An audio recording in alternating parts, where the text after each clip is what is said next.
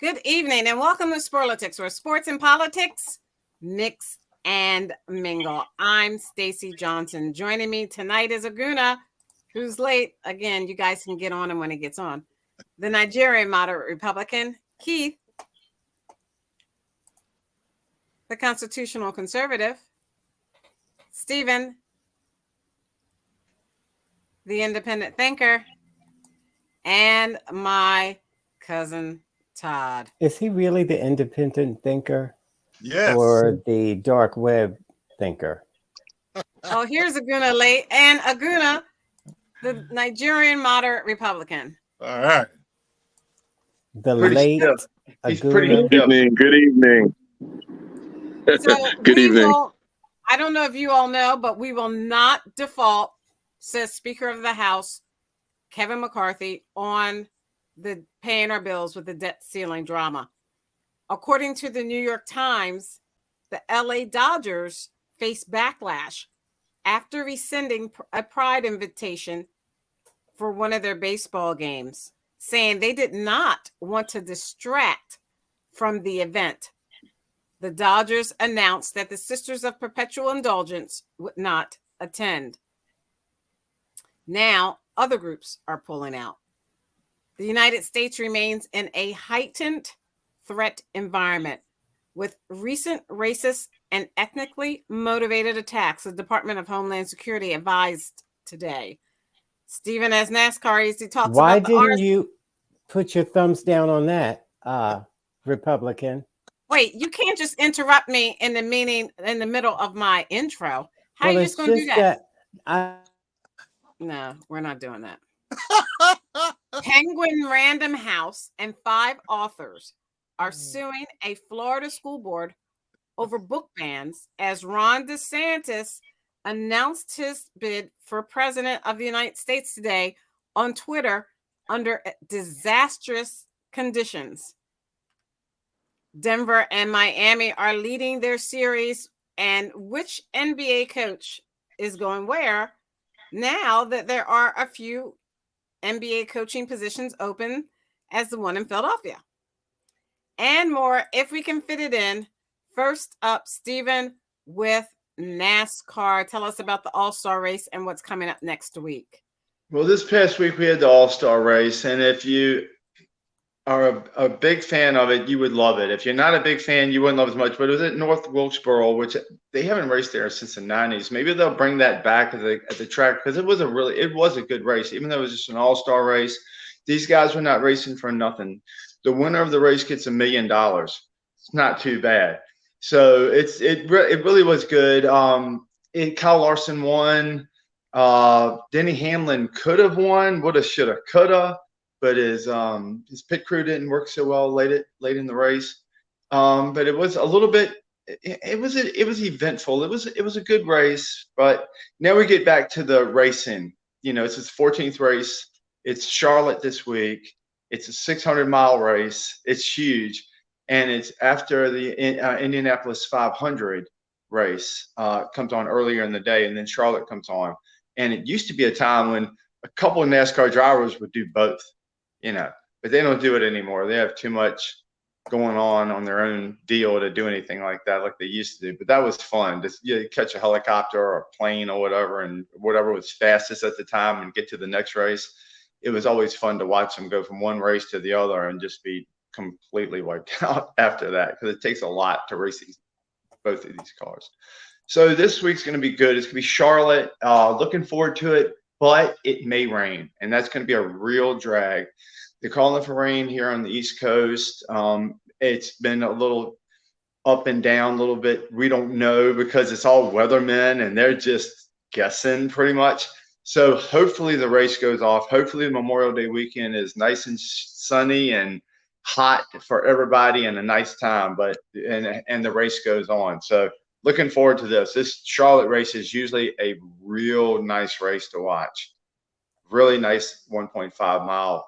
It's got its own uniqueness to it, and it's a lot of fun to watch. So I don't think we're going to be disappointed this year, be it the trucks or the juniors or the real big time NASCAR boys. I think it's going to be a great weekend for racing and for the Indy guys too. It's going to be amazing. So it's going to be a full day Sunday of race cars of different sorts. All right. So that concludes your report. Definitely. Let's go to Aguna and talk about these NBA openings and who do you think will be the NBA openings or the finals? Well, you can talk about I want to talk about the coaches first. Who, there's a few coaching positions open. Doc Rivers, where do you think he may land? And then you can talk about how Denver has a lead over the Lakers in the series and Miami has a lead over Boston in the series. And then Steven. Yeah, and I haven't really been following like the Sixers head coaching job search. I think Doc Rivers, it's going to be interesting because he's going to have quite a few options, especially as, more teams start letting these coaches go. Again, he's a first ballot Hall of Fame coach. So somebody is going to pick him up. Now, unfortunately, his stint with the Clippers didn't end well. And now you look at what happened with the Sixers, it's going to be I don't think it's a tarnish on his legacy, but when you can't get it done in the postseason, it's kind of like that woulda, coulda, shoulda, that kind of thing hanging over it. But I still think he's going to the Hall of Fame. And I can't speak to a lot of the Sixers job search. I know I heard a couple of names, Riddick and also some of these other names thrown around. But, I'm very, like I said, I think Doc should have doubled down on Doc a little bit. But, because there's no guarantee that Harden is going to even be back in Philly. Right. In fact, there's rumors that he may go back to Houston. And so when you start making these coaches' decisions based on player emotion or temperament, a lot of times you end up, beholden to these egos, and there's no guarantee that they're going to, pan out. So that being said, these finals are very interesting. Like the Nuggets, I don't see anybody beating this Nugget team. I thought the Lakers would put up more of a fight than what they did. I personally wanted to see Djokovic Embiid final just to see like the first, MVP from last year going against the MVP from this year.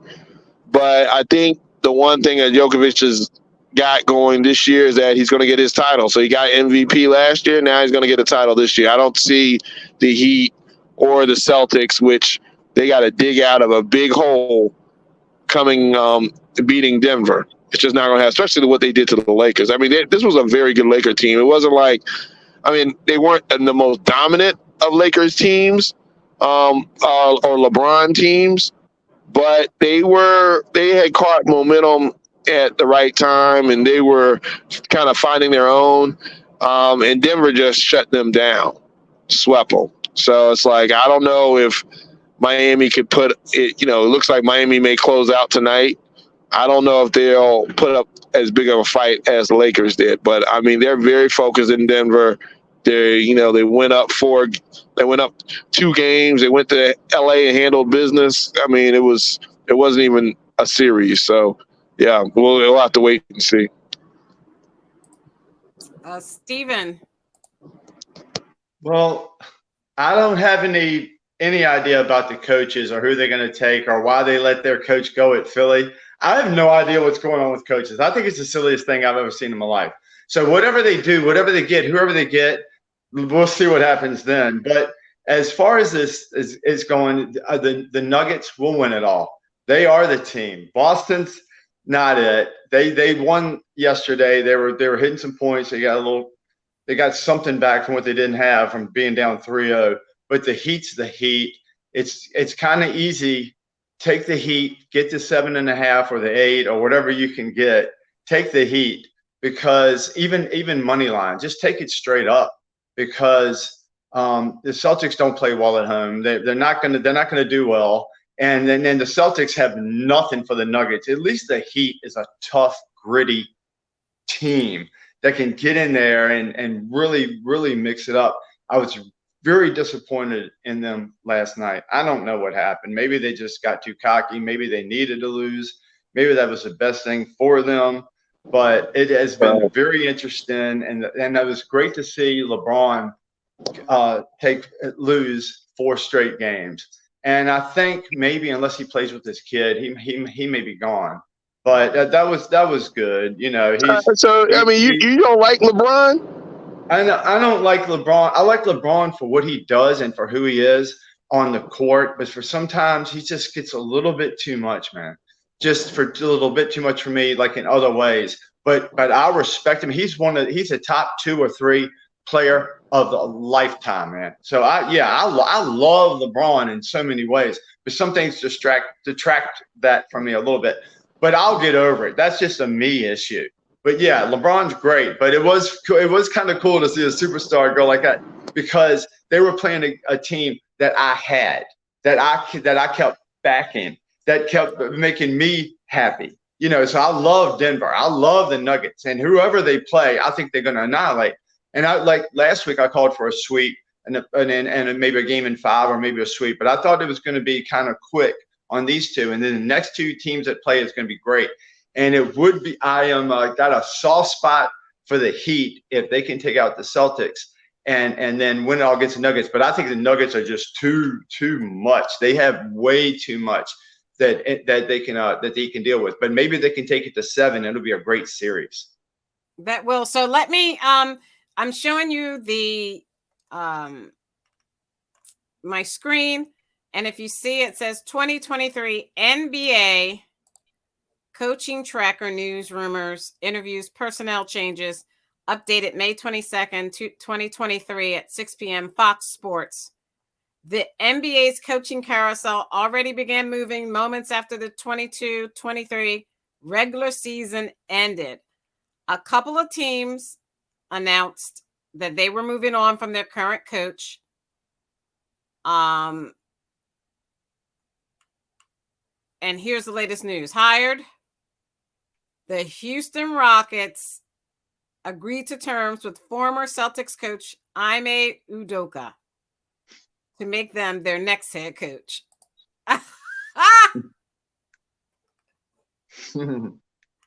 Any comments, Aguna, Steven? No, I don't even know who that. So I mean, I admit, I don't even really. Ime Udoka is? No. Really. What are you talking about? Is that the guy from the Celtics? Oh, okay. That was the guy from the Celtics that was dating Nia Long. Yes. Oh, that's where I know that name from. Okay, cool. Yeah. Well, I heard the guy outside of the situation of what it was. I mean, I heard the guy was a good coach. Now, I'm surprised that the Houston Rockets hired him. That's pretty interesting. But yeah, I mean, well, it's if it's not. Reality television is not made for TV. So, I mean, this will bring some. Includes our show. And exactly. He's going to replace Steven Silas. Steven, what were you going to say? Oh, no, nothing. Okay. Let me go on. Candidates for the Detroit Pistons: Raptors assistant coach Adrian Griffin, Bucks assistant coach Charles Lee, the Heat assistant coach Chris Quinn, the Bulls assistant coach Josh Longstaff, the Nets assistant coach Brian Keefe, Vanderbilt men's basketball coach Jerry Stackhouse, former UConn men's basketball coach Kevin Ollie, Pistons assistant Jerome Allen, Pistons assistant Rex Calamian. Hey, that's the Jerry Stackhouse? Yes, and former Celtics coach. I didn't realize he coached at Vanderbilt. Right. Okay. These people all interviewed for the head coaching job with the Detroit Pistons. Aguna. That would be cool if Jerry Stackhouse got that job. I think that there's would be a problem going from college basketball to the NBA, just like, college football to the NFL. You know, you rarely Yeah, see. I mean, but he's also a former player, right? So I mean, it's kind of like most of them are former players, but you rarely see any type of serious success when you see a college coach. Well, I mean, I'm talking about former player at that level. You know, yeah, I mean, some of these NFL coaches do coach in college, then go to the pros. You know, but I mean, it's not. You know, again, I watched him play. And so now he's at the age where, okay, you know, there's a natural progression of things where, you know, he taught at the college level, he coached at the college level, so maybe he's ready to coach at the pro level. I mean, I think that's a natural progression. You know, what resources you have and the circumstances are one thing, but, you know, I think part of this shows growth. All right, Aguna, whatever. I don't agree with that. Let me move on. Yeah, of course. I mean, you just jump from a off the street to a coaching job in the NBA, not from a college coach to the NBA. Well, we see what so happened. Where would you get a coach from if you're not coming from college or some other? You don't have a stepping stone. You just gonna. The stepping stone is usually these coaches for these professional sports were assistant coaches for the professional sports, and they moved a lateral move as opposed to that type of big jump. So Stackhouse goes as the assistant coach. At the Oregon Ducks coach who left the Oregon NFL, the college football and came to Philadelphia Eagles. He didn't do that well. He went back to the Ducks or whoever. Yeah, I mean, that's a matter of opinion. Oh, you thought because you can say he didn't do well, but he only had one losing season in Philadelphia of the 3 he was here. He made the playoffs his first year. Okay, and you think that was he missed the playoffs the next year, even though he had a 10-6 record. He didn't do bad. I mean, he just wasn't. I think part of it was he tried to do college things at the pro level. He had to deal with egos and big contracts and all that stuff versus being used to at college just dealing with the talent. So I think my point exactly. Thank you. But look at the track record. He had one of the highest winning percentages. It doesn't matter. All right, so wins and losses don't matter. It doesn't matter when you're trying to make that leap and make adjustments. Sometimes, it would probably been better for him to be maybe first a defensive coordinator or offensive coordinator and then or assistant coach and then go into that head coaching spot. Because like you said, there's politics within that head coaching position and you have to understand. Yeah, but I mean, look at all the guys that did that and weren't as successful as Chip Kelly. I mean, there are people that have been assistant coaches and all those things. You still don't guarantee that you make the transition. I just think a lot of it's circumstantial.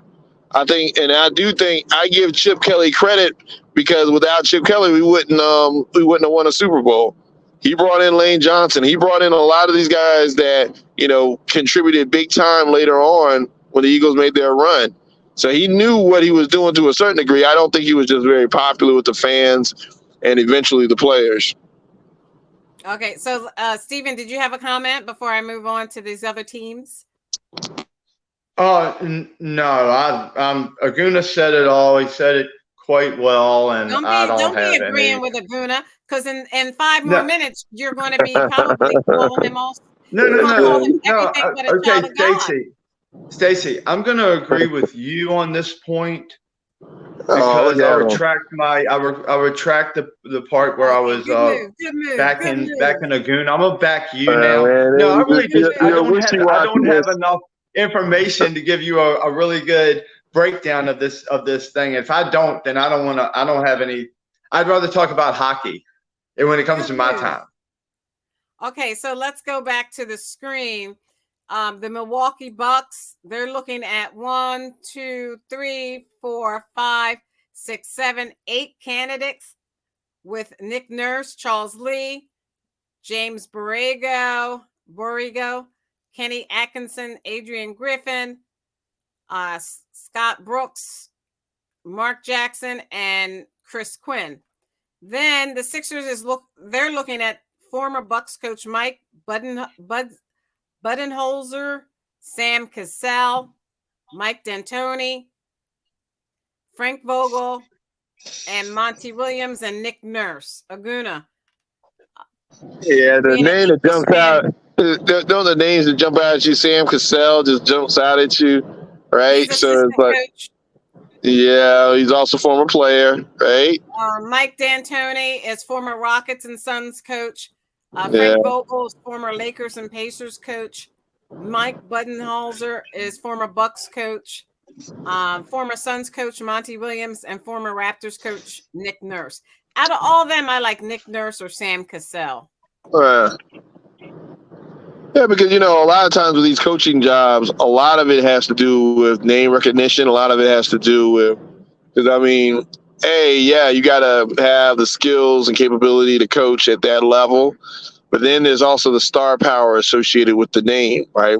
Players, I think these guys grew up watching a lot of these players that are vying for these head coaching jobs, and so there's a certain level of respect and command you can have in the locker room based on the fact that you've been there and done that. So it'll be interesting to see what happens. But I do like Sam Cassell just based on the name recognition as well. But a lot of times that's not enough. But it just in these circumstances, it looks pretty intriguing. So for Toronto Raptors, we have 1, 2, 3, 4, 5, 6, 7, 8, 9, 10, 11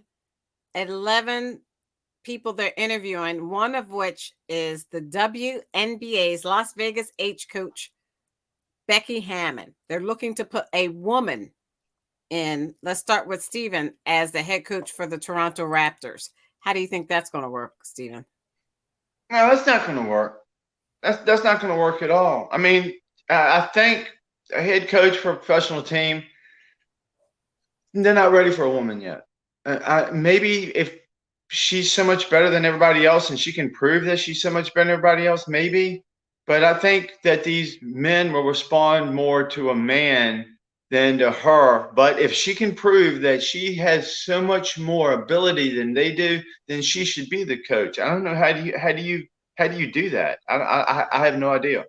I have no idea how you. I'm pro woman. I'm a woman. However, I don't think I don't think this is the time for women in men's head coaching NBA. Just because that's what I'm saying. But I feel kind of bad saying it. I think that you should. Y'all are being very misogynistic. Shame on both of you. No, I feel kind of bad saying it, but Stacey, I understand the point. Very real. We're being very honest. I think she can Shame do the on job you. better.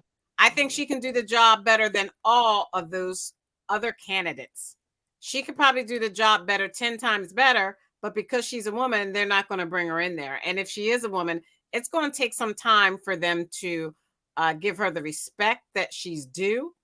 It's going to take her some time to, the players and the staff and the assistant coaches. Exactly. And the conditioning coaches and, the So she should be an staff. assistant, right? She should be an assistant first.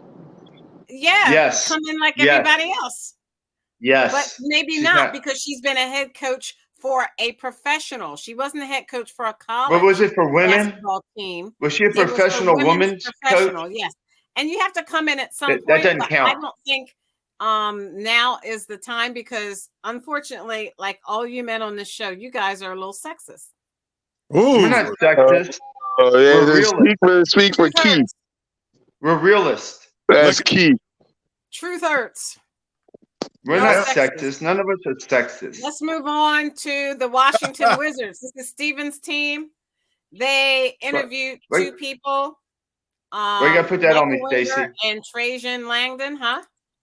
Why you got to put that on me? Because that's your team. Stacey.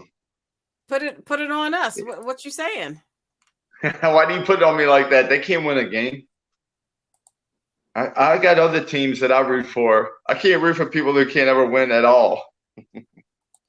Well, that means you won't be rooting. I mean, if you take it like that, I think that's a wrong attitude because the Philadelphia teams couldn't win forever. And like Aguna said, we're always a bridesmaid, never the bride, but we're still rooting for our team. We don't stop rooting for Aguna has been the bride many times lately. Aguna has been the bride many times. The Phillies, the Never caught the bouquet. The Eagles. Who else? Wait, who's the soccer team? The Union.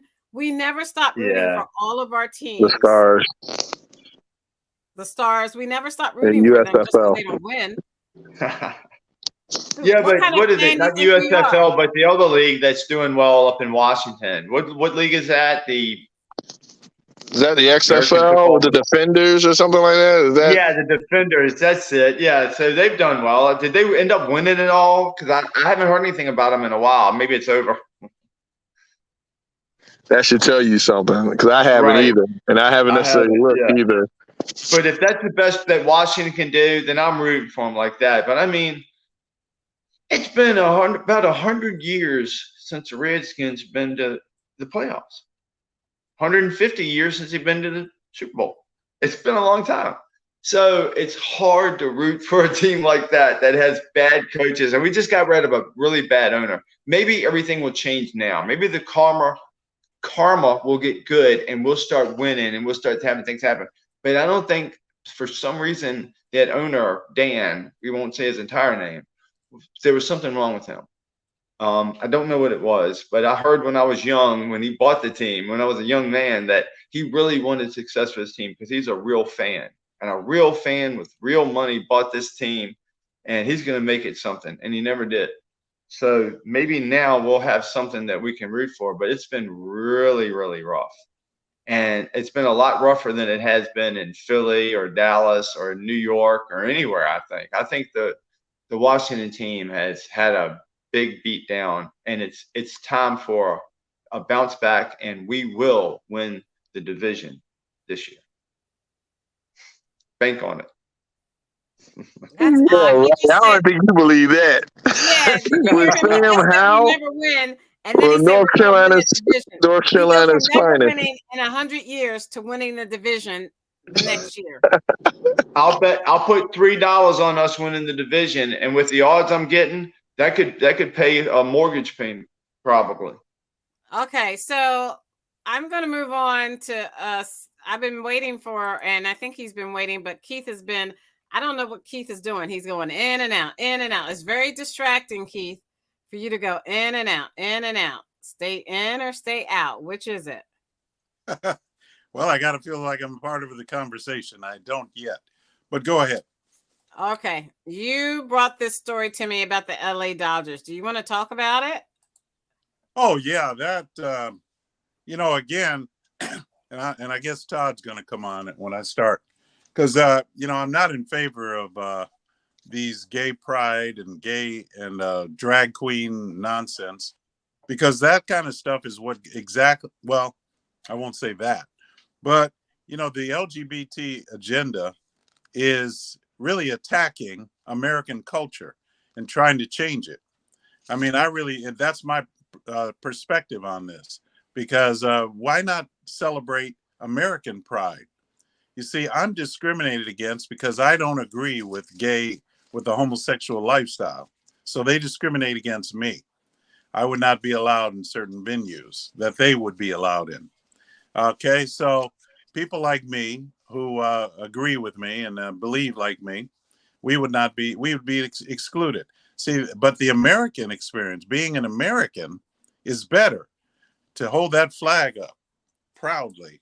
Okay, all right, Keith. I'm sorry, you can't go on a diatribe. You have to make a point. Well, that's my point. My point is they discriminate. They're doing the very same things that they accuse those on our side who disagree with them. But you're not talking about, Keith, you're not talking about what happened. Nobody knows from what you just said what happened with the LA Dodgers. That's what the article was about. And you said nothing about what happened with the LA Dodgers. Well, with the LA Dodgers, the gay pride event is to be celebrated, I guess, during one of the games or something. That's all. And the Dodgers invited them. First, they invited them in, and then they excluded them, said no, because they got pressure from the Catholic Church, because the transgender men were dressing up like nuns and, parading themselves like nuns. And that's an insult to the Catholic religion. So that's basically what happened. Keith, how do you? That's in the article, and I apologize because I did not read it. But that's actually in that article that they were going around doing that. Yes. Well, I've got the article up here on the screen, so let me I Oh, got my it here. God. New York Times. Does it show the picture? Dodgers face backlash after rescinding Pride Night invitation, saying they did not want to distract from the event. The Dodgers announced that the Sisters of Perpetual Indulgence would not attend. Now other groups are pulling out. So let's see. This was by Scott Miller on May 18th, 2023 in the New York Times. Do you have a picture of the sisters? Wait a minute, I'm looking. That's why they call themselves sisters. They're men, but drag What? queens. Yes, Stephen, they're men. They're drag queens. And they call themselves sisters? That doesn't make any sense, Keith. Are you making that up? Nope. If she can find How a can they picture, call them? yeah. Oh, look how they are getting. So why would they into this. pick on the? Oh, Why why would would they they pick on Here it is right Catholic here. religion? Here it is right here. Wow. Here's the picture right here. There it is right there. Oh my gosh. There it is Okay. right So I there. mean, There it is right there. Yeah. There it is right there. Why do you keep repeating yourself? Because I'm trying to get a response from you all. well, here's a well. Well, Todd, do you want to comment on this, or who you want to comment on No. this? I No, want what you to- mean, Todd? Todd doesn't determine who Todd comments on is anything. Todd's No, going to but defend it. Keith Todd's called gonna Todd defend out. it. Keith called Todd out specifically when he was talking about his comments. So I didn't know if he wanted to respond to that. He will. Todd, Right. you Yeah. can't control Todd. God. No, you can't. Lord help We're not me. going to try. Okay, am I Not going on to Earth. speak now? Not on or- Earth. We don't know. We don't know. Are Okay, you? go ahead, Aguna. You go because the. No, I mean, Trump supporters are so just part too of much me, for me. look, I know that the Dodgers. I mean, I don't know. They are independent. They are privately owned, so they can kind of decide what they want to do and face the repercussions based on what they're doing, right? So I know we all try to politicize these type of things. I mean, my whole thing is this: I just want to be left alone, all right? I think Keith, you alluded to in America, you can express yourself, you have freedom of opinions, and all these other different things. And I get that you don't want to be attacked or feel, but it's almost like a tit for tat type of thing. You're saying that you are persecuted against and you can't say these things, can't say these things. You can say whatever you want. I mean, and the thing is, you can say what you want, but if there are ramifications to what you say, you can't be mad at you have to be accountable. So, and if you're saying that the accountability aspect is swung to this other side that you're against, I mean, you still have the free choice of deciding what you want to do, where you want to live, and all these other things. So it's almost like, are you whining about some other group that's getting a little bit more attention than you, or are you really concerned that your freedoms are being taken away? And I would argue to the latter, because I have no problem with the gay community, because I don't indulge. I mean, if they want to choose, whether I agree with them or not, they don't keep me up at night trying to worry about what they're doing or how they're impacting me. It just does not, it's not top of mind in my house or in my circles and my friends. I'm not sitting here losing sleep on what the gay community is doing. And as long as I do that, I don't really feel impacted by all this stuff. If the Dodgers want to do what they want to do, fine. All right. Yes, the gay community did a backlash, so be it. But at the end of the day, that's not something that I'm talking about at my kitchen table. Okay, That's so why- if you look at this picture, and then Stephen, and then we'll bring in Todd. If you look at this picture, it says the Sisters of Perpetual Indulgence describe their organization as a leading edge order of queer and trans nuns. And what was happening with the Dodgers is the Dodgers. Hey, I mean, Wait, I can see why the Dodgers don't want to entertain this, though. Agruna, stop. I was in the middle of that. Sorry. The club announced Wednesday that it would no longer honor the Sisters of Perpetual Indulgence with its Community Hero Award in a pregame ceremony that evening, effectively disinviting the charity. protest and street performance organization that employs humor and religious imagery to call attention to sexual intolerance. So the Dodgers were going to honor them with a Community Hero Award. And then ahead of that happening, they disinvited that group. Stephen, should they have done that? Absolutely. This is ridiculous. You know, anything adults want to do, I know everybody on the show, I'm not going to speak, I guess I can't speak for everybody, just for myself. Anything adults want to do, I don't care. But, you know, this show they're putting on and this, you know, you're putting down the nuns and stuff. You want to do that and you want to have a big show somewhere that I can go to, that I don't have to go to, that's fine. Just do your thing. But this, your place at a baseball game, you got little kids here at a baseball game. And I don't think kids should be exposed to something like this, like nuns having strap-ons or whatever they're doing. Nothing's cool about this. I like humor. I like people that are different. I like people who are theatrical. I like everybody. I don't like Guna. You know, I love everybody. Like you were saying, I don't care what anybody does. But there's kids around, and that's what they're saying about in school and things like that. Don't bring this crap around children. It's fine. You do what you want to do. I love any kind of performance. It's fine with me. Whatever people want to do is cool. But don't involve the kids. And there's a third of the people there are kids. Half the people. I don't know how many kids go to games anymore. But it's just kind of funky because let's keep something. Let's have something pure. You know, let's not make fun of people's religions either. That's just not cool. If you're going to do it theatrically somewhere when people can pay to go see it. Okay, thank you, Cousin Todd. I have no comment.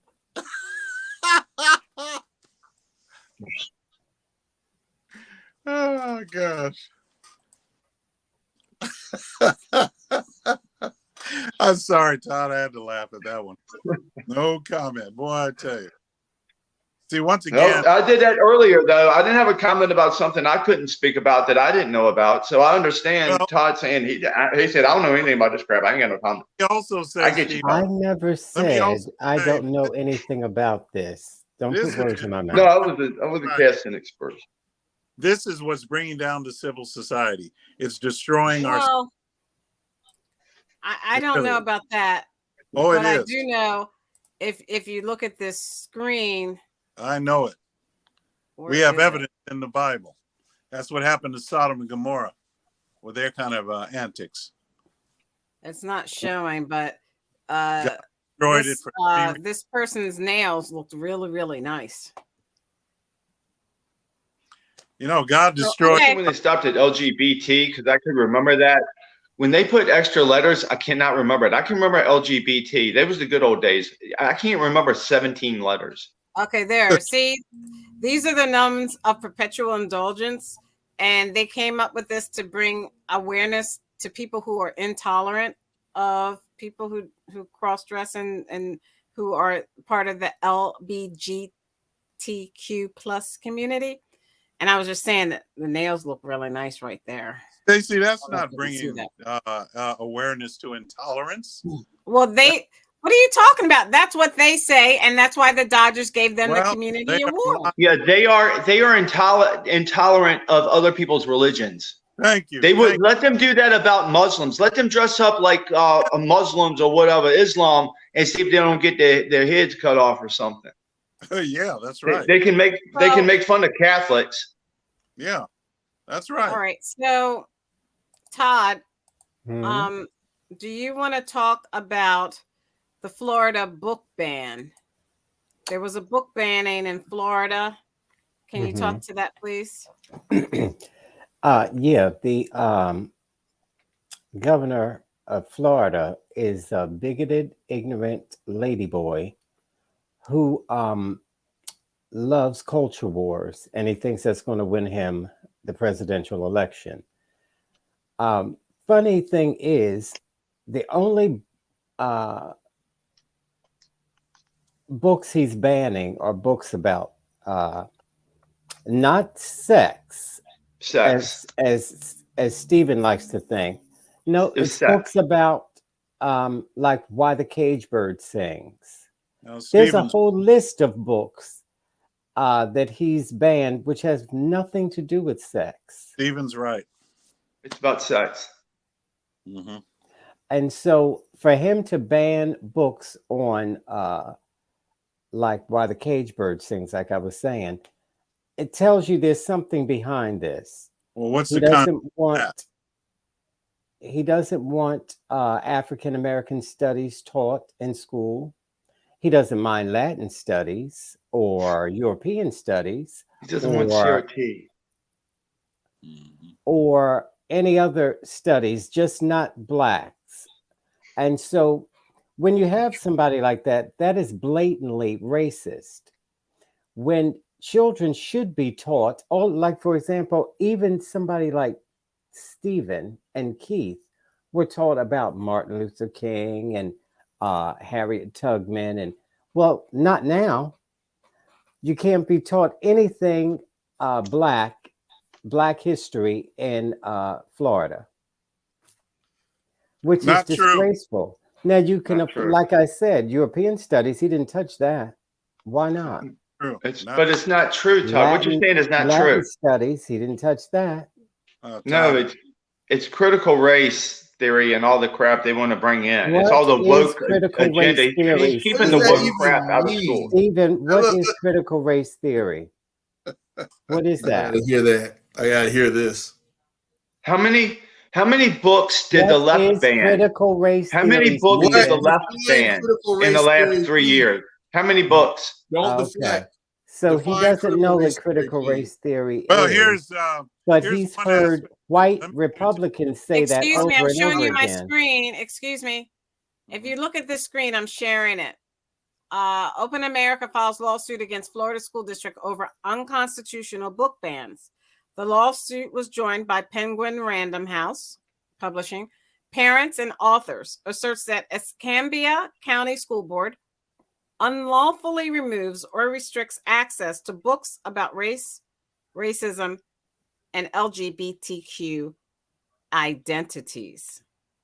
And here are some of the books that they're defending in court. If I can make this bigger, I would like to read what it says. Uncle Bobby's Wedding. When a DT became a brother. Oh, Two boy. Boys Kissing. That's BS. Out of Darkness. All Boys right. Aren't Blue. You heard it, Aguna, and you're a father, so watch out. Two boys Yeah. You know, and kissing. so Too bright. okay. And Too Bright to See. Look, These are the books. this is that my they were position banning. on this, and you're right, Keith. I am a father, and I do have strong opinions about what my kids can and can't read and all that. But as a parent, here's the thing: do you think actually by banning these books in school, again, if we're going to talk about banning books in school, we're talking about censorship. We're talking about all these other things. We're talking about overreach of government. We got to be very careful when people start telling us what to learn and what's right, what's wrong, because I'm emotionally feel some kind of way or uncomfortable about conversations about race and sexuality. Yeah, I mean, there may be some debate around what age sometimes these kids should be exposed to these conversations. I get that. But, you know, if you're going to do that, ban everything on social media, ban everything on television, ban everything that's going on the things that really influence our kids outside. I mean, do you actually think that the school is the only thing where these kids get exposed to these conversations and what's happening right now? And for DeSantis to make this an issue, make a non-issue an issue, throwing down terms like woke and critical race theory, not even knowing how to define what critical race theory really means, which is based on libertarian principles around overreach of government and how if government's unchecked, they can break us apart based on racial divines or racial influences. That's not, that is, you know, having that conversation is not indoctrination. All right. It's actually when government in particular tries to tell you what to learn, where to learn it, and how to learn it, you think that's a bigger threat than the actual exposure to those books. I get it. Some of those conversations make me uncomfortable. I may not want my kid to be exposed to that. Great. Exactly. Have a conversation about that. Let's not let the government come in there and tell us what to learn. Because again, they don't want you to learn about Harriet Tubman. Really? They don't care about learning about Harriet Tubman. Nobody said you couldn't learn about Harriet Tubman. What you're saying is not true. Steven, nobody said they don't want them to learn about Harriet Tubman. What you're saying is a lie, Aguna. Retract your statement, Aguna. No, I'm not retract your statement. Nothing. Nobody said Harriet Tubman is not in the agenda. Nobody said that. American programs. Why is it only the African American programs that he has issue with? Not Asian studies, African American studies. Because it's being pushed by the Marxist left, and they're trying to push an agenda through school to brainwash children. That's why they're not against anything from any other race. It's only that race because that race is being used. So one at a time. People can't hear you all. They're doing it for Asian studies. They're not pushing, the left isn't pushing it for Asian studies. No, because there's no reason, because they're not trying to tell lies and to override what you are saying common makes no sense is. So it's only African American studies. It's not Asian studies. Yes, because they're using African Americans as they do to divide. This is part of the big divide. This is how they continue the divide against people. I want our listeners to listen to this. This is what we need to be. Listen to what Stephen is saying. Right. He, as a white man, is saying that African American studies is being somehow used by the leftists to push some type of agenda that he's No, it's not African American studies, which actual African Americans do. Blah blah blah. What it is they want to push lies. That's not true. They want to push non-truth and call it the truth. Like what? That's what critical race theory is. Like what? That's your opinion of what it is. That's not. No, it's not anybody. It's not my opinion. It's the absolute factual things that have known to have happened. Give me an example. All right. A tangible example. It's not my opinion that Jesus was on earth. Jesus was here. That's not what we're talking about, Stephen. But I mean, in general, these are facts. He's giving you an example, Guna. Of critical race theory. What do you mean? Stacy then went crazy. Instead of Stacy saying, give him a specific about what you're talking about, she just said, he give you opinion. No, what is critical race theory? He knows what critical race that's theory not what I is. was saying. Give me an example of something that's from critical race theory. Critical race theory wants to push the fact that the black. You're not going to talk over me. I'm tired of you all talking over me. That's not what I was saying. Stephen made a comment, and I was saying I think he was saying an example of what Aguna. He was talking about Jesus. He wasn't That's talking all about. He did not. Whether he actually did it or not.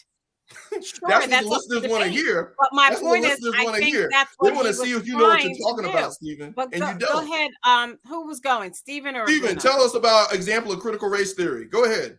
What they're trying to do is create critical race theory is say that there's a group of people in this country that are downtrodden, and they'll never be up because they're being held down by the white people, and white people have all this privilege. And that's what critical race theory is. It's not a libertarian thought. It's not anything you said like that. What it is it's a Marxist thing to divide this country. That's all it does, to divide the people. And why do y'all push the division of this country instead of the unification of all of us? Why do you want to push critical race theory? We all know the history of black people and how wonderful and rich it is in this country. Why do you want to say that white people are so bad, black people are so good, Indians are so good? What you're doing is you're creating a division. And that doesn't need to be there. I think by sweeping it under the rug creates division. Nobody's sweeping anything under the rug. Nobody's sweeping anything under the rug. You can't even have you're so cowardly. And because at the time, Aguna, at the time, this is how it was. It's not because critical race theory says that white people are dangerous. They're not good people. They hate black people. They're racist. This is what critical race theory teaches. That's not true. And the black people are not victims. Did redlining happen or didn't it? Did redlining happen? Yes or no? And Aguna, after this, stop asking the questions and then bring in Todd. No, I asked a simple question to Stephen. Did redlining happen? Yes or no?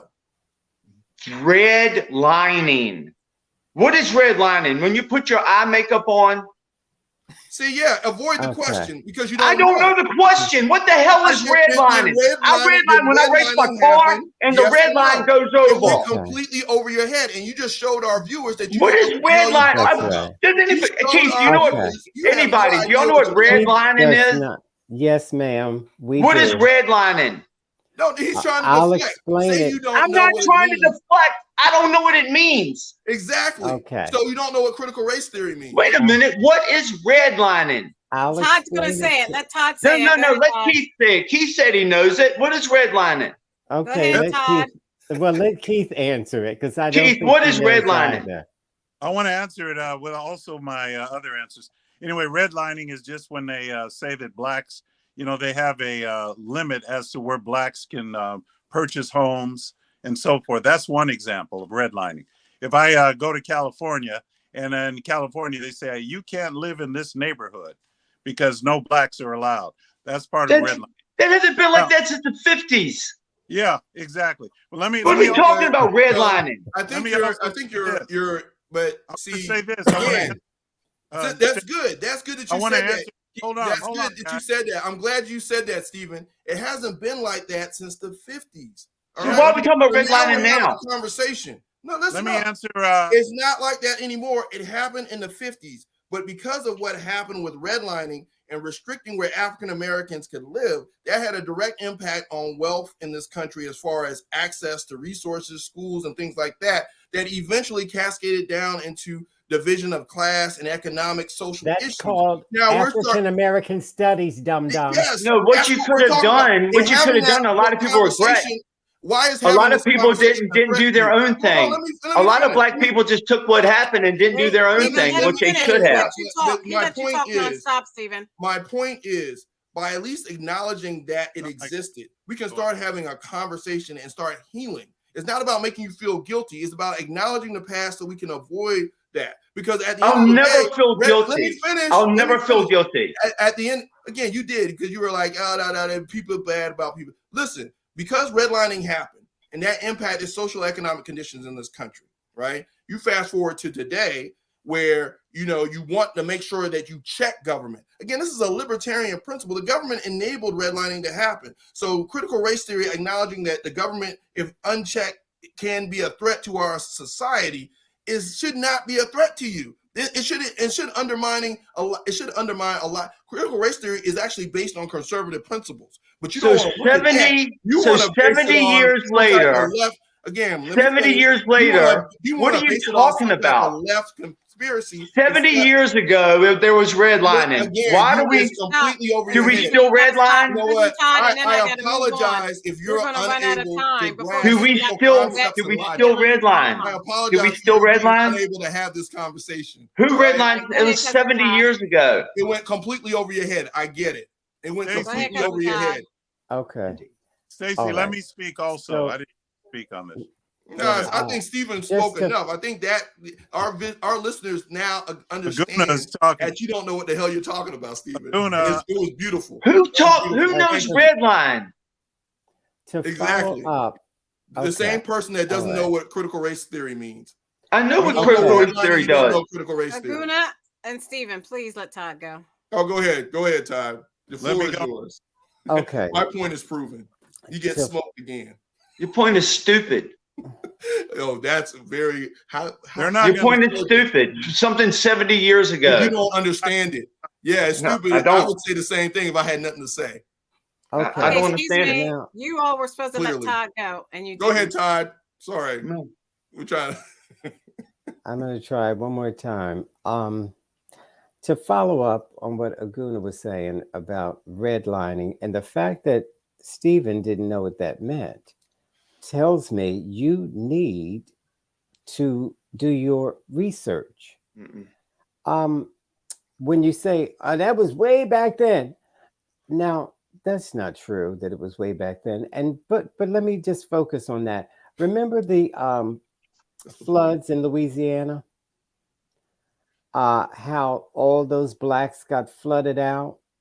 That's because that's what they were designated to.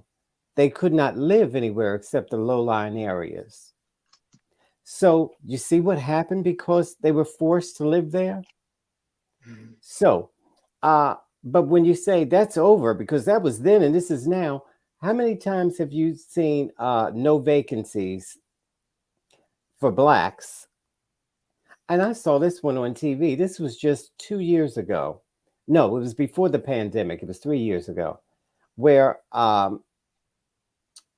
black person was going to rent an apartment, and the white landlord said there was no vacancy. And he sent his white friend to the same apartment, which all of a sudden there was vacancies. So that still happens. That's another way of redlining. So, but That's still happening. To get back to, of course, Okay. that still happens. Still. It won't happen to you, white boy. Well, I take that back. They'll take one look at you and say no vacancy. But to get back to DeSantis and this lie about critical race theory, this is what Trump supporters do. They mix that in with African American studies. African American studies has nothing to do with critical race theory, but you lump that in with it because you don't know any better. And you on the dark web and you believe what they say. So African American studies, which have been taught for years and years, DeSantis doesn't want it taught. Yet you can teach everything but European studies is fine. Why is that? That's not a question for you. I'm just putting that out there. Stacey, can I make a statement? Bigotry is why. Go ahead. Go ahead. All right, I have two. I want to answer Aguna's question and I want to answer Todd's. I'm gonna ask you Make it quick because I've got to move on. All right, here it is. Here it is, Stephen. 3 points. Stephen will agree with me on this. Critical race is based on the 1619 project by a professor. It is not based on that. That is not true. That is true. The critical race theory was taught long before she wrote that book. Let him talk, even if you don't agree. Just let him talk. That's not true. That's not true, man. Just let him talk. Let Keith talk. Critical race theory was taught in the 70s, dumb. Let Keith talk. It doesn't matter if it was taught in the 70s. He's talking about the 1600s. Go ahead, Keith. Talking about a book called 1619. Keith, please continue. Todd, stop. Hey, Todd, please. Okay, you gotta let Keith. Let Keith go. Really quickly. I'm trying. Succinctly and quickly. Keith. I am trying. If you let me get through these 3 points quickly, I can do it.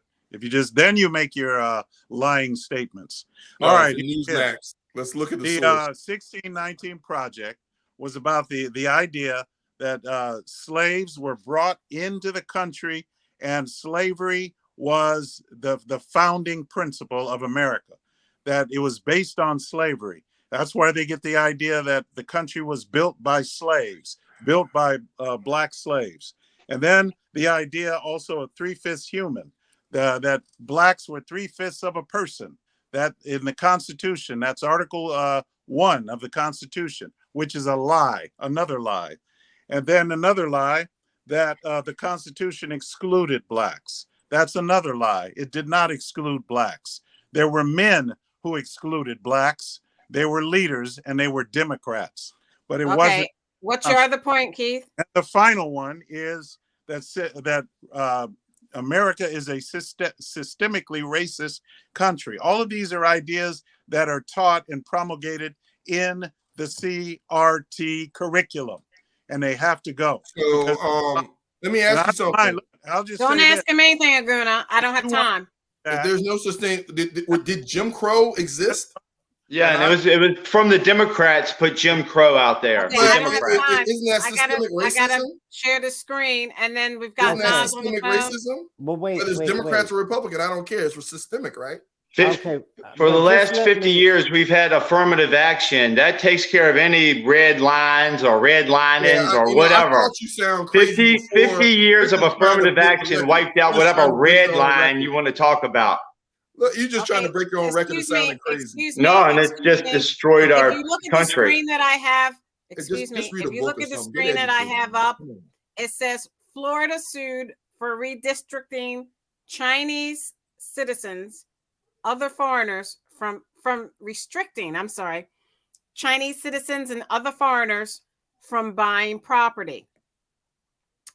And then Elon, this is AP, Associated Press News.com. Elon Musk's historic Twitter event with Ron DeSantis struggles with technical glitches. They said as Florida Governor Ron DeSantis announced his run for president, it started off with technical glitches and near half-hour delay. And that was today, not they put Tuesday. It didn't happen Tuesday. He can't launch his campaign unless it happened yesterday. He can run the country. So I want to move on to the debt ceiling, but I have Nas on. Nas, what comment did you want to make? Oh, he's gone. I lost him. Okay. Stacey, can I say real quick about that? What you just talked about? No, you cannot. We're not. Elon is MAGA. That's why Elon did that to take out DeSantis. Elon is MAGA. I just want to say this because you have to have some rebuttal for that nonsense that was just spewed about the 1619 Project, which that book just came out maybe 4 or 5 years ago. And they were teaching critical race theory in the 70s. So that has nothing to do with the 1619 Project, a book a girl wrote. That's just how stupid these people are. And they just attach anything. That book has nothing to do with critical race theory. They were teaching this, and they don't teach this in elementary school or middle school or high school or colleges. They teach it in law school. So the nonsense that Stephen and Keith are spewing, they don't want to teach that. They have never, ever taught that in school, only in law school. I mean, why do they tell lies in law school? They teach lawyers how to lie. You want the government to indoctrinate you and tell you what to learn. I'm a little older than you guys, and I do remember it. You're talking about the DeSantis, thing? Well, they were talking about the Florida book ban that spilled over into Governor DeSantis's announcement for his presidential bid. Yeah. Well, I mean, I think we all kind of knew this was coming because you don't go to war with Disney unless you don't plan on staying in Florida long term. So I think we always knew he was going to run. I think people are going to be really surprised when they find out outside of the culture war stuff. Like, you put him on stage with Trump, like, it's going to look real bad for him. Like, he's not a really good speaker. He tends to get away with, like, telling reporters to be quiet and speaking over them and really not getting into details. But he doesn't have the personality to carry that off like Trump does. So I don't think this is going to go well for him. Probably going to make some money off it and everything else. But besides that, this is an ill-advised move by him. But as far as the restricting things, as far as, Chinese immigrants and things like that, that doesn't surprise me. They're really riding the wave of anger and racism. And if they can placate to these people without actually giving them policy, then, they can take advantage of it. But of course, that's not going to stand. All that stuff is going to be overturned. And what they've done in the schools is really going to be a problem, because not only are you going to force it's going to be a brain drain. Not only are some of the top, Florida high school kids, as far as scholars, going to go to school out of state, some of your young women in Florida are just going to decide they can find a better life elsewhere without restrictions on, abortion or the idea of immigrants being a bad thing. And then remember, go look at, you can look on TikTok. Like, there's a lot of people posting these job sites where, they did these sweeps on illegal immigration. And now, because they were paying people, below minimum wage and off the books, you can't get Americans to work for that because Americans can't make a living working for that. So, this is going to be a disaster. That's all I got. They can come to California. California will accept them. Okay. So I want to look at we're running out of time, but I do want to go over the debt ceiling. Let me share my screen. It looks as if they're going to leave DC for the Memorial Day weekend without coming to an agreement. The Dems put back push to force vote on debt ceiling, written by Eris Foley and Sylvan Lane on May 24th, 7:03 p.m. Eastern Standard Time, a little bit over an hour ago, in thehill.com. It states that House Democrats of all stripes signed onto a discharge petition as part of a bid to force a vote on legislation to hike the debt ceiling to stave off a default. However, Democrats would need the backing of at least 5 House Republicans for the effort to be successful. If a majority of the lower chamber backs the effort, Democrats could force a vote on legislation to lift the debt ceilings. They said they're 5 signatures away. Do you think they'll be able to get those signatures, Keith? Well, they may, but I would say one thing for sure: the Republicans had better hold out. I think they should hold. They've already got the, they've already got the cuts that they, in place that they want to have. All they have to do is hold out, because they need to stop the spending, and that's what the Republicans are saying.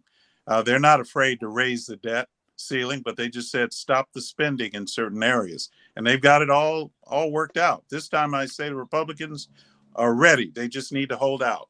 And by the way, I just wanted to say the only book, I say bring all books back into the classroom, including this book, the one book that will cancel out all books, the Bible.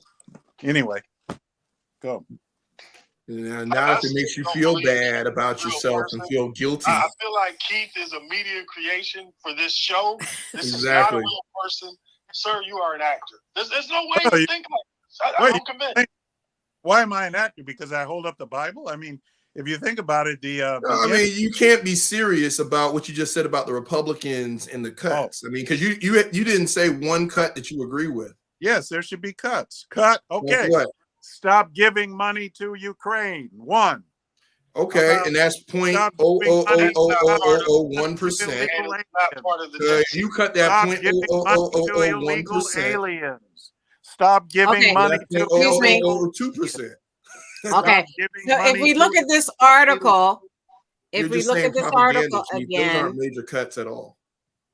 If we look at this article again, two I mentioned. it says that major cuts. Democrats face a tough challenge in trying to round up the necessary GOP backing for the plan, particularly as the party locks arms, the Republican Party locks arms behind Speaker Kevin McCarthy amid tense debt limit negotiations with the House. Brian Fitzpatrick of Pennsylvania Republican said, we're not even close to anything like that. So the question is, if they're no longer close, are they going to do basically, Stephen, what Trump told them to do, which was default on the loan? Just hold out, Republicans. Hold out. I don't know. I think I got such disinterest in it because the public is not privy to the negotiations. We don't know what's going on behind the scenes. We're not good enough as just being citizens to know what the two sides want to do, what they want to, give and take and all that. I think it would be good for we could know, and maybe that they could get like a feel or maybe a poll of what the people kind of want. Maybe they could represent us that way, but it's not transparent and it's nothing we can do about it. And it shows you that the fact that we can't have an insight to their negotiations or anything they're talking about right now. It shows us that we have absolutely no power, and they're going to make sure, and for all of them there and everybody that serves them directly, they're going to be okay. And how much they can hurt us without us taking pitchforks and fire to them, because that's what all of this is about, and that's why I don't even want to talk about it, because there's nothing we can do about it. Republicans, Democrats are working together, Stacey, and they're going to make it harder for all of us. Fine. They should hold out. They'll be fine. So, Aguna, there's nothing we can do? I mean, first thing we can do is educate ourselves on what we're actually talking about. I mean, you heard Keith try to quickly say, hey, just hold out, because he's not concerned about what they're cutting or what they're talking about cutting. He's just concerned about the dog in the fight, not the fight in the dog. Hey, just hold out, take it to the libs kind of thing, versus, okay, what are we really trying to do? And in principle, what are we really talking about? We're talking about defaulting on money already spent. This, I mean, it's very irresponsible to talk about spending when you already spent the money that we're talking about paying. That's so not you're true. going to sit there and, I mean, again, I know fiscal, I know financial economic law and all of that. Some of it is COVID Nobody money. on this show can go to challenge me on that. Aguna, some of it's COVID money. Finish, please, please. Some of it's COVID money that hasn't been spent yet. It's money You're not telling the truth. Yes, it is, Stephen. That's how the debt ceiling works. Why are they in debt? Because they spent the money. They haven't spent it. They have said they're going to spend it. They haven't spent it. He didn't talk, Stephen. He didn't talk. But he's not telling the truth. He didn't talk. He doesn't know what he's talking about. We need to be very specific because if Stephen is on here running his mouth on things he doesn't know nothing about. I mean, again, the debt ceiling is to pay off debt. Point blank. You don't talk about cutting spending on money that you've already spent. If you want to put together a budget and negotiate that at the time that you're actually going to spend the money, do that. We're being very fiscally unresponsible because at the end of the day, if we default on this, again, it's going to impact the U.S. credit rating, full faith in the dollar as the world currency. You don't want to play around with that just because people like Stephen and Keith want to be ideologues. And we don't want to be ideologues. I'm not an ideologue. I'm an independent. You got to pay for it. You're going to have to pay for it. So you choose not to pay for it, you're only hurting yourself. Don't. There's money you can pull back that you haven't spent yet. It's still sitting there. It hasn't been spent yet. Aguna, you don't know what you're talking about. No, that's not true. It is true. Go ahead, Nas. Go ahead, Nas. Stop. I'm tired of this nonsense when people are trying to pretend that they know what they're talking about. Go ahead, Nas. No, I'm glad Aguna contributed. So Stephen said, well, we don't have a way of knowing they're in cahoots. This is some type of game. It's like, no, you can look up what the senators and congressmen are saying. You can look up articles that are writing about this right now in real time because this is a really big story. Another thing, you can go back to stories from 2010. This is the first, the first time this ever existed, where one party decided this was a way to kind of drive a wedge and make some political points. So I hear what you're saying, Keith. On its face, it sounds like a good idea. Hey, well, if we cut spending, well, again, I'm going to explain to you the time to do that. The time to do that is during budget discussions, not after you've already spent the money. Then you come back and say, well, I guess we should make some cuts here. No, this is political gamesmanship at the expense of the American people, because ultimately the regular 9-to-5-er, those are the people who are going to get hurt the most because the cost of money is going to go up. Essentially, it's going to be more expensive for the government to borrow, and also the people who own those T-bills, they're going to make a killing because they're going to continue to buy and stash away for later. So the big donors, the people who you were just talking about manipulating the system, those people are going to benefit, man. So I have no idea why people keep falling for this trick. And Stacey, let me just say this. Biden, I do got to say this, though. I'm really disappointed in Biden because the idea that you would put your most vulnerable part of your caucus on the table as the chess piece to negotiate with is disgusting, unethical, and cowardly. Okay, so wait. When you say that, Nas, explain it to people who may not understand what you're saying. Okay, so I can help with that because at the end of the day, they're only going to take away. I agree because they're agreeing to certain cuts, and they shouldn't negotiate any further than that. That should be their. They shouldn't agree to any cuts. Okay. They should just strictly do a clean bill up or down on the debt ceiling. They're talking about the Republicans are only targeting things they think Joe Biden. They're only targeting things that they think Joe Biden won. I'm disappointed in Joe Biden. When you say, okay, this is not something we should negotiate with, normally this is a parliamentary procedure, something that just happens every year. Every few years, you sign a document and you move on. You should negotiate. But the idea that Biden would say, okay, if we are going to negotiate, these are the things I'm willing to discuss cutting, which are all things that affect the elderly, working class people, children, the so-called set-asides for social programs. Those are the things that he's willing to negotiate. So that's where the cowardly angle from Biden on this. Well, but here's the thing, Nas, and I see what you're saying about him being cowardly. But I also see a play in this because, again, if he puts those chips on the table and the GOP goes for it, because, again, they're very easy. They don't concern. They're not only concerned about the fight. They don't care about what. Right. All we need to do is get the Democrats to cut spending, and it's a win for our caucus. Because McCarthy knows that his caucus won't vote any other way, right? So at least he can go back to his caucus and say, hey, we got the Democrats to do something, and there's something very critical and near and dear to them, right? But you think the Democrats are going to turn back around and say, look at this. The Republicans are only willing to raise the debt ceiling to pay for money they already spent if they hurt you more. This is going to be used as a political bargaining chip to show that, hey, you know what? If these guys are in power and you continue to go along with this nonsensical cuts, I mean, what do they want to cut? They want to cut student loan relief that Biden pushed through. They want to cut IRS, what they were doing, tax collecting, all the things that Joe Biden kind of used to kind of make big wins. They want to come back and they want him to negotiate on that. So he's going to throw out some red meat. And if they take it, what Joe Biden is banking on and what the Democrats are banking on is that the naivety of the GOP to just get a win, because ultimately they're going to use this as a tool to rally their troops and to make sure that the GOP doesn't win the presidency or the Congress going forward.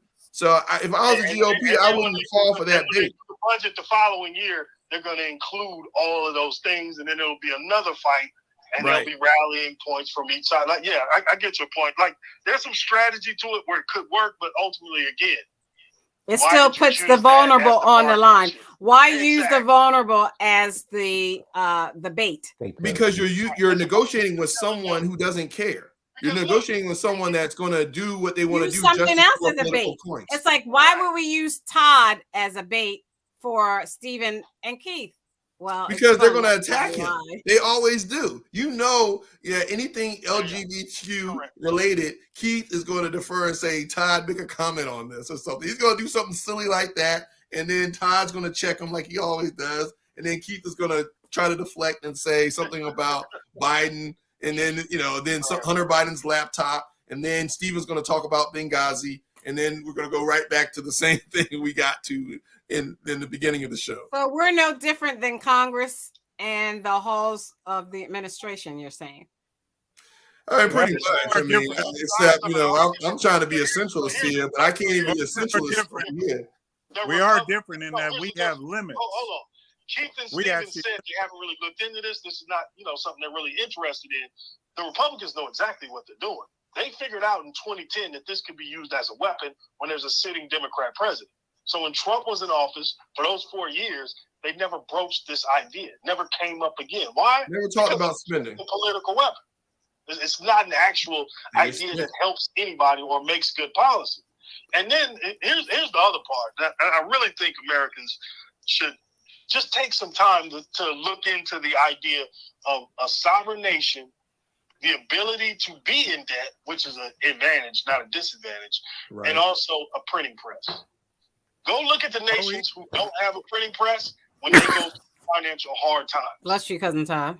Thanks. Are we a sovereign nation? Recession or depression in those nations because they don't have the ability to print the money to be able to ease through the good times, like ease through the bad times. Think about it like this. When a teacher goes to the grocery store and a Guna goes to the grocery store, when the teacher pays for her stuff, it doesn't say government money that's being spent, and then the Gunas is private money that's being spent. It goes into the same pool. Uh-huh. The only thing that matters is just keeping the economy rolling because both of them are what? They're spending.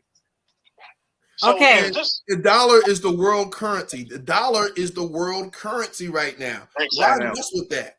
Why mess with that? All right, thank you. We are out of time. We're going to start our roundtable. We will not have a live show next week to celebrate Memorial Day. Please remember those who fought in our country and gave the ultimate sacrifice of their lives so that we are free to say whatever we choose to say on this show during your Memorial Day holiday. We'll start our roundtable. Actually, this time I'm going to start the roundtable off. And then we'll go to Keith, Stephen, Naz, Aguna, and Todd. And you can talk about whatever you want to talk about.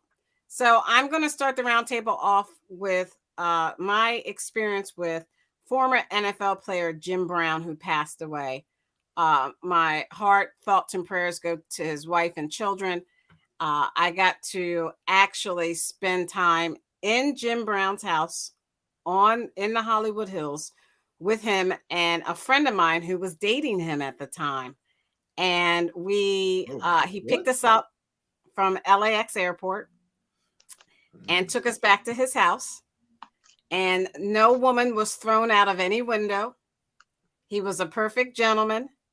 He put my bags in the back of his brown Mercedes convertible he said he had since his football playing days.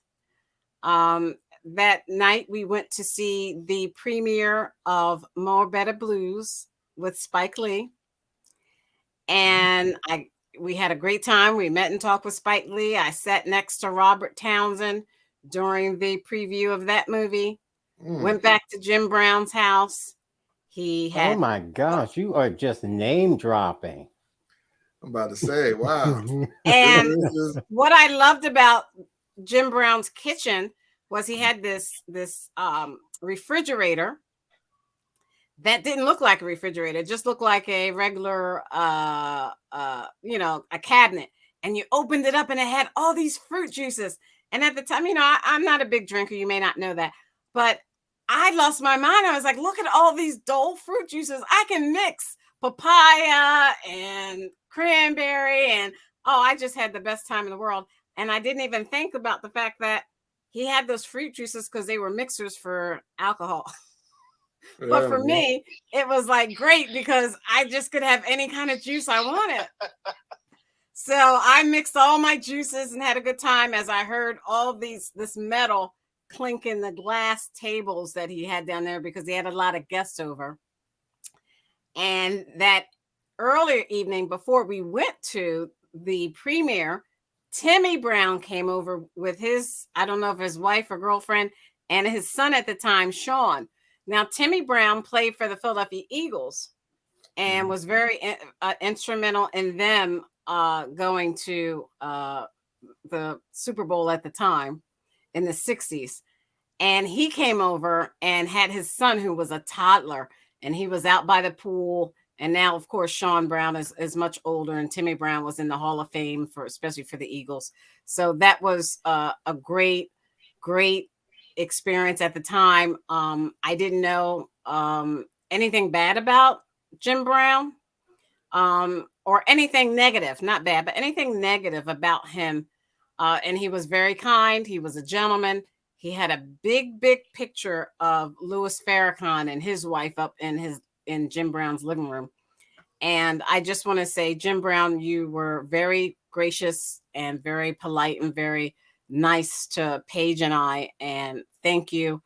And you lived a life well lived.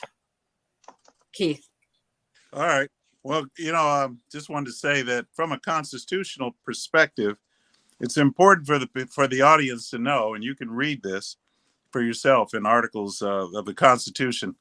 The government, when the government spends money, every time the government spends money, that's taking money out of your pocket because you are the government, you and I. So government cannot print money or spend money without getting it out of the economy. Okay, they take it from the economy. When we spend money privately, we stimulate the economy. So it's a false notion that government is actually stimulating the economy by putting money in. That's a false notion. That's a phony notion. And don't believe that lie. You got to understand economics, basic economics. So the government. Please explain this basic economics. Hold on. So government spends money. When government spends money, like building a road that you drive on, takes money. Government does not produce. Government does not produce. What is produced is actually do produce the notes. The individual produces. So government is taking it from somewhere, just like individuals. When I spend money, but government builds roads, government builds bridges, they build infrastructure, they provide R&D for. Okay, you got to let him. This is his time. Please stop so he can finish. We're running out of time. Go ahead. roads. Yes, the government builds roads, but that's from the money that I put in. We contribute to. Do you benefit from the road? So Aguna. right He now, he flies everywhere he goes. He's like he flies in a helicopter. the government has Sorry, Keith. more than the private sector can put into government. So in other words, with all the tax base, the taxes that are going back to government, it's not enough to cover the spending that government is doing. So that's what's causing such a great. The government doesn't enable you to pursue taking happiness? my credit card, and my credit card is maxed out. If my credit card is maxed out and I'm still able to borrow money, well, what is that doing? Putting me in further You're a debt. private citizen. You're not. So you don't have a fire department. You don't. I just want to say this, and I'm done. Aguna. I want to say this, we gotta rationalize this. You gotta let him finish. These guys are going to come along after me, and I'll be done. I won't be able to say anything in response. But I just want you guys to hear this out. Government spends spends our money. Its government has nothing. They don't produce anything. We produce the money that we put into government, and government is supposed to use it in a responsible fiscal way. So that's what's happening right now. And one more point: the government never runs out because it constantly prints, print. And that's what inflation does, is when you have more dollars, you may have a whole wheelbarrow of dollars that could buy a loaf of bread. Why? Because you have too many dollars out, and that money has been printed over in abundance. Yet there's no value on information it. So that's where we're going. That's where we're going. Thank you. Stephen. Yeah, since we have Memorial Day coming up, I want to tell you how thankful I am that I haven't lost my father, who was a soldier for decades, and he still keeps moving forward. And that's what he says. When you know he's doing well, he'll tell you, even in the state he's in right now, he said, "I keep moving forward." He just got over being really ill. But I want to just thank him tonight, and maybe he can see this show, because he taught me how to forgive, how to be compassionate, taught me how to fight, taught me how to take a punch, how to work on cars, how to do everything I'm going to have to need to survive, how to treat women, how to be cool. You know, he was one of the coolest. He always reminded me of Elvis. And when I was a kid, I thought Elvis was really cool. And he was just like that. Like he wanted to try, but he was just, he had a like people have something about them. And my dad has that about him. And he still, no matter what happens, no matter what capacity he's in, you still know it's him. And he's saying, "I'm here. I'm gonna keep moving forward, and we're gonna see what happens." And that's really cool. And I really appreciate it. I'm so blessed to be able to be here and say, my father, I don't have to think about him on Memorial Day because he's still here with us. Thank you. Nas.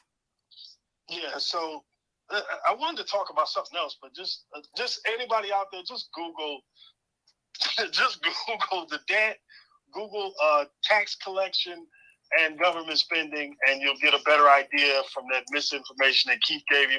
He has no idea what he's talking about. All of that was incorrect and silly. Matter of fact, you go to any state that has a major army base, naval base, or anything there, if you remove that from that state becomes impoverished from that very moment. That's how much government spending matters in a nation.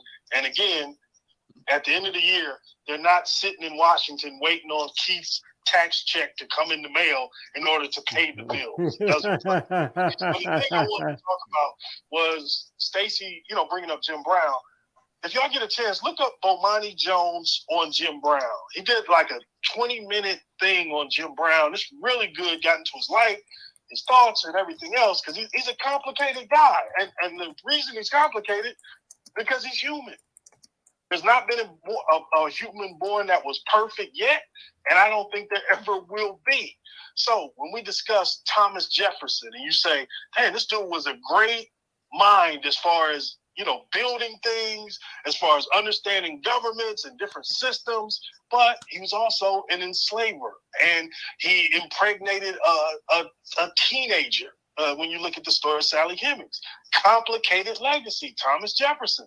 You look at Jim Brown, this great football player, a man's man, movie star, but also abusive as hell to women.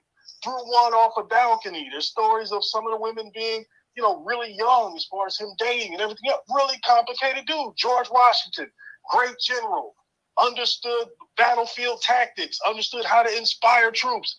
Also a terrible enslaver. Matter of fact, used the enslavement of people to enrich himself, and it was why he was able to walk away from DC at the time that he did.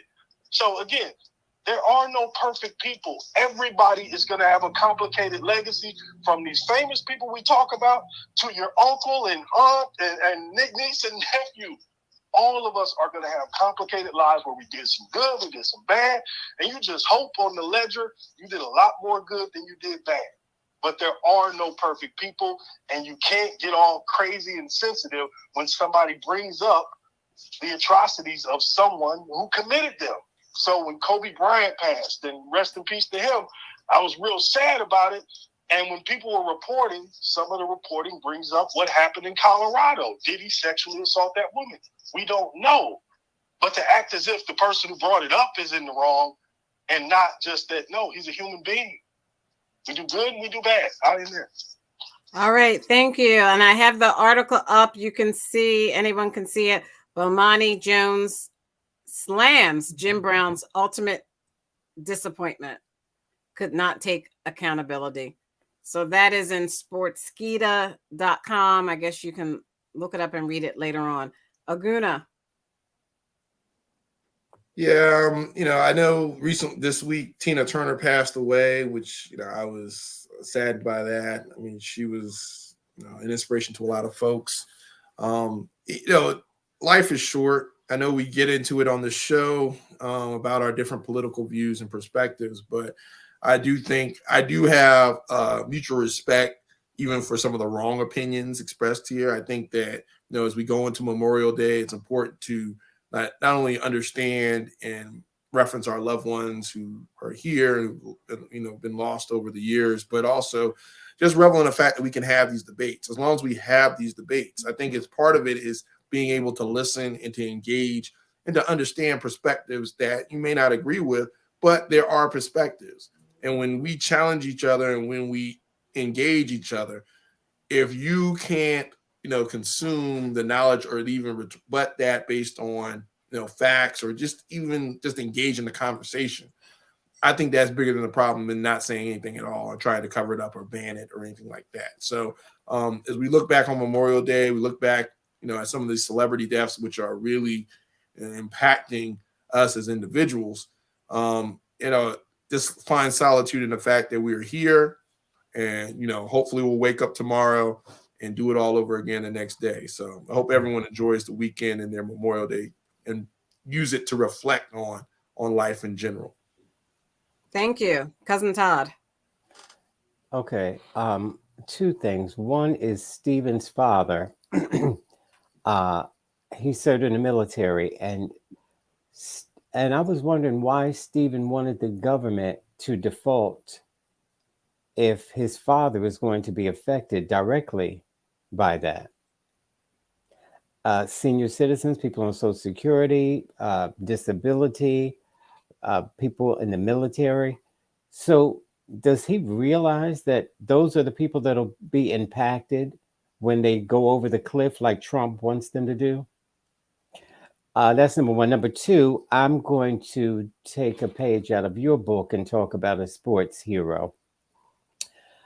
Speaking of Stephen and Keith again, their hero, who they were devastated when their hero, and I don't know why he's their hero, but he is, Bruce Jenner.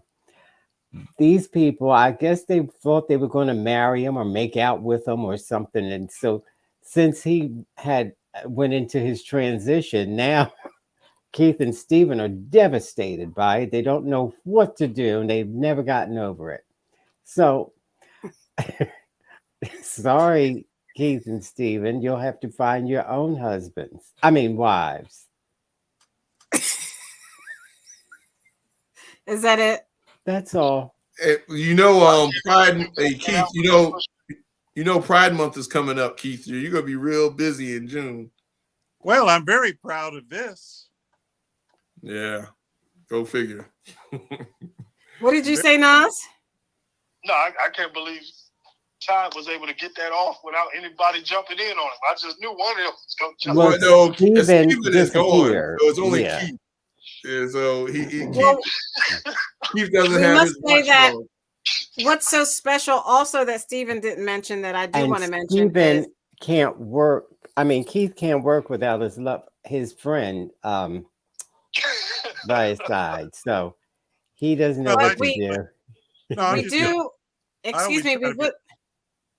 I try to be polite, which you guys do not. I try to let people talk. So Stephen somehow was disconnected from the show. I don't know if he lost his service or his out of energy with his electric, but we need to say happy birthday. Out of his energy. Oh, yeah, Like he got his maybe electricity his cut charge. off. No, his charge may was- have gone off on his laptop, but we want to say happy birthday. Stephen's birthday is Memorial Day. Yeah. Oh, wow. How about Yeah. He's a fellow how about Gemini. happy birthday? I don't know about happy. I don't know if I wish him a happy. Well, you know, DeSantis may ban birthdays next year. We never know. Yeah. Well, at least for the Sometimes, black. it's only birthdays are offensive to age. Well, I want to hear the DeSantis interview tonight, so I'm going to have to sign off. I want to hear Oh, DeSantis. wait, we're about to sign off, Keith. Don't go anywhere. We just wanted to say happy birthday to Stephen, and I'm sure you still didn't say happy birthday to I Stephen. know, man. Give him a I kiss did. from all of us, I Keith. did. I already Go said ahead, that. Keith. Okay. Go ahead. Go All ahead, right. do it. Go ahead, Do Keith. it. I wish I never quit you. I already spoke to Stephen. I already Stacey, spoke to let's say real quick Yes. for the people who think the government gets its money from tax receipts. Mhm. Markets don't exist without a government. That's how you do contract law. That's how you do weights and measures. You have to have an umpire to call balls and strikes. If you just didn't have a government entity, not only would you not have a fight, but you would have anarchy because you wouldn't have a trusted arbitrator acting between what? The two parties. So this idea, now when I say parties, out of everybody control. doing business. Okay, So thank this you. idea, If the U.S. government is so bad, why are you even here? Far Why are you beyond. even in there? Thank you. To our first responders in our communities, you make our lives livable. Thank you, thank Go you, find thank a you. To better our government women and than men the U.S. government. of the U.S. military for all that you do in sacrificing your lives so that we are free to say whatever we choose on this show. We are forever indebted, and happy Memorial Day. On behalf of Aguna, the Happy Nigerian Memorial Day. moderate Republican, Keith, the constitutional conservative, Stephen, the independent thinker, happy birthday. Happy Nas, birthday. thank you for joining us, and my cousin Todd. You got the eagle hat. Is that an eagle hat or a hawk? What the hell is that? What? An eagle. yeah, put that Hawks hat on, man. No, that's definitely not the dirty birds of the South. Yeah, I'm that Stacey Johnson. Let's keep this conversation going on Instagram and check us out on Twitter, Twitch, Instagram. Like and subscribe on YouTube, and check us out on Stephanie Stallworth's The Flow Television Network. We'll see you in June, right? Yeah, week Greatest after month of next. the year. Week after next, we don't have a show. We don't have a live show, but you can always look back and see what Keith, Todd, Aguna, and Nas had to say on any of our YouTube shows at any time, 24/7. Good night. Good Well, night. Stacey, can you make sure you send your tax check in so hopefully the government cooperates tomorrow? We don't know off the road Take your with check out. the stuff the government does for us. The government just takes our money. And I guess- Stacey, why did you try to be shady with Steven? You Tell said him maybe his electricity got cut off. No, I meant his computer. No, I meant his computer because remember last time his computer went off because he said he hadn't charged it. So I was thinking The maybe the same FBI thing happened. the FBI came in there and cut it.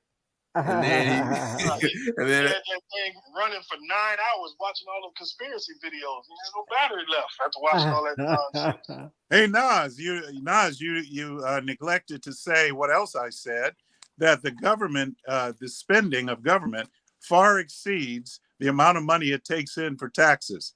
That goes to show you how out of Okay. control. Okay, so Alexander Hamilton and Thomas Jefferson, you remember those two figures, right? Yep. Do you remember what they were arguing about? because you're constitutional. So of course you remember this. Yeah, the Fed. He wanted a Federal Reserve. That was Hamilton, and in that sense, why did he want? Well, the Federal Reserve comes much later. Alexander Hamilton wanted the United States to be able to be extended credit to be able to do deals with Europe and other nations. And the other side said, no, we're going to stick by the gold standard. We don't need credit. Yeah. Now, what happens if we don't take the Hamilton route? Well, we don't take the Hamilton route. We would restrain our spending, which would have been a good thing, in my opinion. So I disagree. Okay, so we don't take the Hamilton route. We don't become a world power. We stay the junior partner to England, who already had credit lines everywhere else, which caused what? Once you have those credit lines, you can invest in different technology, ideas. You can create trade deals with other nations because you're not scraping together the cash to do deals just straight up deal for deal, cash for cash. So what you're talking about actually shrinks your economic pie. What Hamilton did, which is why he was right, and which is why the U.S. is what it is to this day, you expand the pie because you're taking more risk and you're taking more money in, which means what? You get bigger payoffs later on. Yeah, so, and we're big that too. If you want a better answer, I can give you one, but hell, that's pretty good, right? Fine. So, Keith, what is the U.S. debt? What does the U.S. debt do to you? The U.S. debt, what it does to me.